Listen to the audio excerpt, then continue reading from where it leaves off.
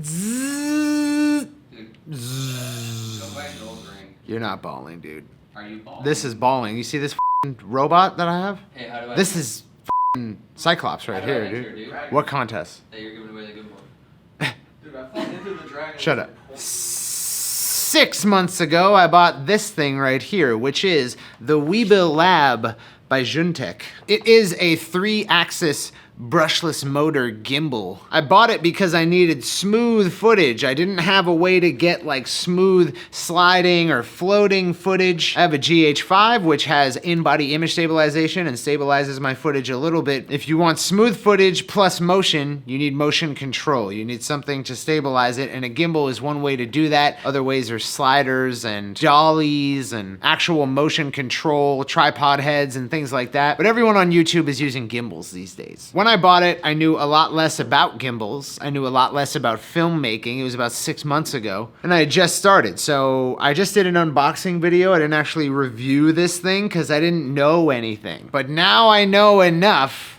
to give it its proper review, and I'd like to review it after 6 months of some pretty heavy use of this particular gimbal. I'm gonna go over what I think about this gimbal now, if I'm going to return it or sell it, what I would buy instead if I do, what I think of other gimbals, and all the stuff that I've learned. So let's get into it.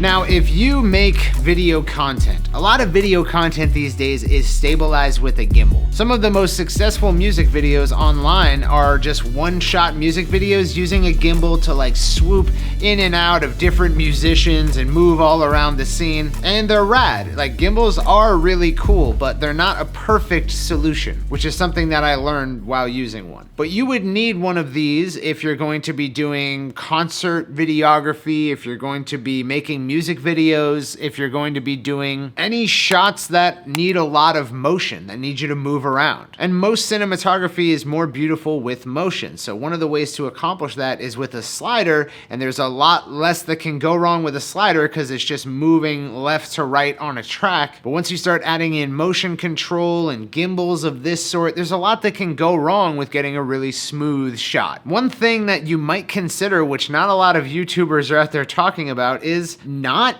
needing a gimbal. If you want smooth motion shots, you can get just really good at holding your camera. For instance, here's me getting the Godox SL60 Lite with this setup, with this gimbal and camera. And here's me getting the same thing handheld with a better lens. A lens that I couldn't use on the gimbal because it's just too heavy, there's not enough room for it. So like, if you're going to shoot a live music performance in a native frame rate, you might want to use one of these. But if you're just trying to shoot some smooth 6-second clips at max, you can just shoot handheld. Only get one of these if you actually need it. If you're going to be shooting 24 or 30 frames per second videos and you need to have continuous motion throughout a single shot. Now let's talk about the Weebill Lab specifically as a gimbal. The maximum payload of this gimbal is 3 kilograms. So I can put basically like 6 to 7 pounds of equipment on this gimbal, which means there's a lot of lenses that I can't use with this gimbal, and that'll become important in a second. This gimbal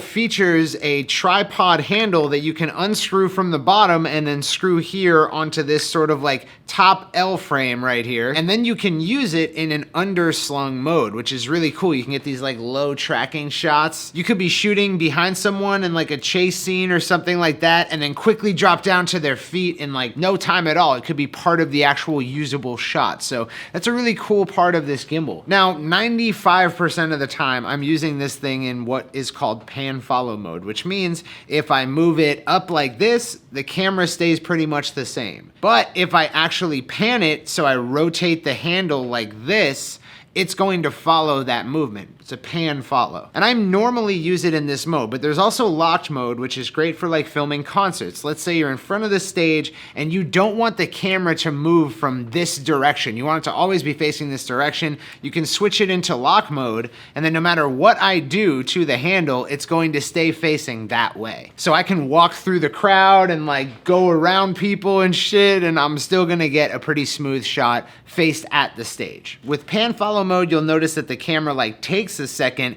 to get to where I'm moving it. It's kind of like staggered. But if I hold the go mode button, then I can tightly move it. And then there's POV mode, which is way looser. And it also has the roll axis. So I can like move the actual camera and roll it, but it's gonna follow every single movement I do. It's gonna react to anything that I do. And then there's like a vlogging mode. If I triple tap this POV button, it turns all the way around and faces me. Oh yeah, there's also vortex mode, which kind of like orients the camera like this, and then you can roll it like this. Yeah, I probably need to lock that down. That's not exactly smooth. But anyways, like I said, 95% of the time I'm just using it exactly as you see it right here. My favorite mode for it. Now, here are the cons with this Weebill Lab gimbal. Number one is shakiness. As I said before, I've gotten a lot more good looking shots out of handheld footage than I have out of this, and that's because the payload is a bit limiting. I shoot with a GH5, which itself is product specs 3.34 pounds, the GH5 is. Then you put a lens on it, right? Now the Sigma 18-35, which I'm using on this video right now, is 1.78 pounds. Once you add a speed booster to that, you're pushing the weight limit of this gimbal. And once you put the follow focus on top of all that, which you need with the Sigma lens that I'm using on this camera, because otherwise you can't focus, you're over the weight limit, which means you're gonna get shaky footage. The camera's gonna be all the way back here at the end of the back plate, and it's just gonna not be very well balanced, and it's gonna be impossible to use. So I can't actually use that lens, which means I've gotta use the Panasonic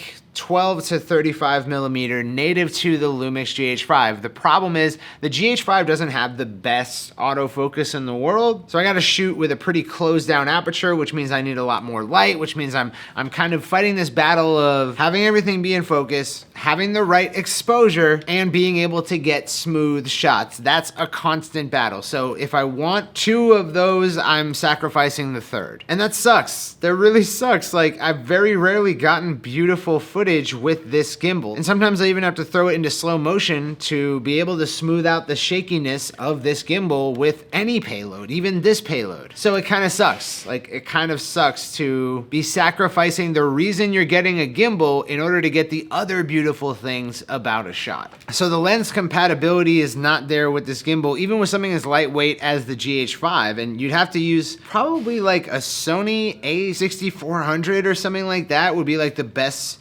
use of this gimbal, I think. The last thing is the app. Zhiyun's app sucks. I got the phone holder with this combo, and I put the phone holder on it. I connected the phone to the gimbal and the camera and all that. I got it set up, and you're supposed to use it as like a monitor, and it didn't work. Like, the footage was all laggy and shitty. I think it was in like 2p, 20p or some shit. The whole phone holder concept doesn't work on this gimbal. I don't know if it works on other gimbals very well, but it certainly sucked on this. It was not usable. And then the app in general is just lacking features. Like, you can access all of the settings of the gimbal and stuff, and you can remotely control the gimbal to a certain degree. But I've seen the Ronin app, the DJI Ronin-s and Ronin-SC app. That app is tight. Like, you can program settings. I could set this thing up on the table. Like, I set it up right here, right? And then let's say that I like set this as the beginning point. Let's say I like move it over here, and then I change the focus and I set that as like the second point, like a keyframe, and then I move it like down here and all the way over here,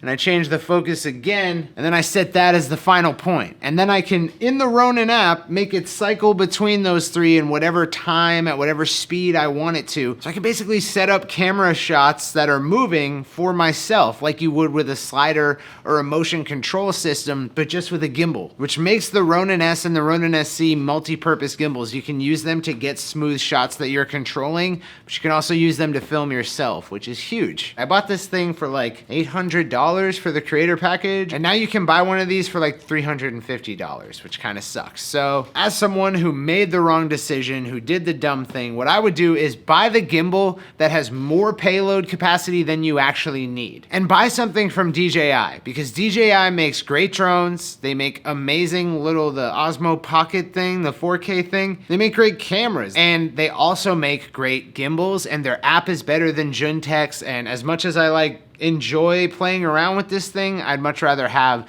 the sturdy functionality of a high payload and a better app. The Ronin-s right now can be got for probably less than what I originally bought this thing for, and that's probably the gimbal that I would buy if I were this wise before making my first gimbal purchasing decision. So yeah, buy a gimbal with more payload than you need. Apps can be cool, like especially if they let you film yourself and use your gimbal as motion control. Not all follow focuses are built the same. This one kind of sucks. It's not very responsive, there's some latency. I probably won't be getting the new Ronin SC. I'm probably just gonna buy the Ronin-s or wait for like a Ronin-s2 or something to come out because I need the higher payload. Don't buy something that has more than enough payload, buy something that has more than enough. Just because you're under the payload limit doesn't mean that doesn't affect the stability of your shots. And the Zhiyun app sucks. That's kind of the message of this video. Don't buy this gimbal. Don't buy it. I'd much rather handle the Crane 3 with its underslung mode just like this gimbal than the Ronin-s. The only reason I would be switching to the Ronin-s is for the app. So if Zhiyun comes out with a better app, I'll just get that Crane 3 thing. You probably have like 4 months to get on that. So if you're watching this Zhiyun, I know you can hear me. I know you watch these videos, Zhiyun. Zhiyun! Make a better app and I'll buy your gimbal again. But this thing sucks. This right here is a robot. It is what is known professionally in the industry as a camera robot. Enter the Dragon is a porno. This is my friend Larry. He doesn't talk much, but he sees everything. Larry can see you right now. What if I kiss lenses? Is that smart? Is that good? Is this good content? This, I am recording, and this is going in the video. I'm going to put what you said, and everyone will know what you said. I don't know that I hit this. It's an okay gimbal. Like, it's okay. But there's better options.